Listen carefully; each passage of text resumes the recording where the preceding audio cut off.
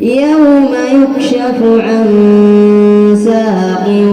ويدعون إلى السجود فلا يستطيعون خاشعة أبصارهم ترهقهم ذلة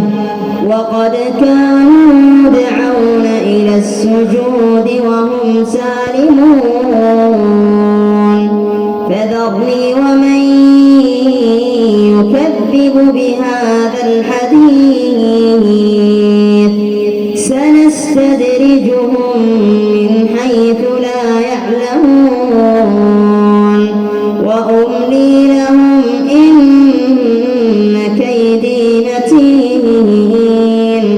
أم تسألهم أجرا فهم من مغرم مثقلون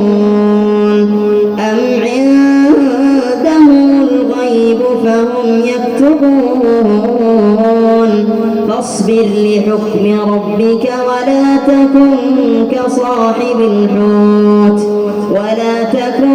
كصاحب الحوت إذ نادى وهو مكروم لولا أن تداركه نعمة من ربه لنبذ بالعراء وهو مذموم فاجتباه ربه فجعله من الصالحين وإن يكاد الذين كفروا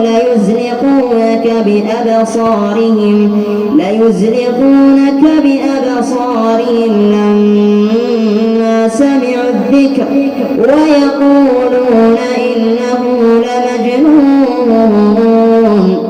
وما هو إلا ذكر للعالمين.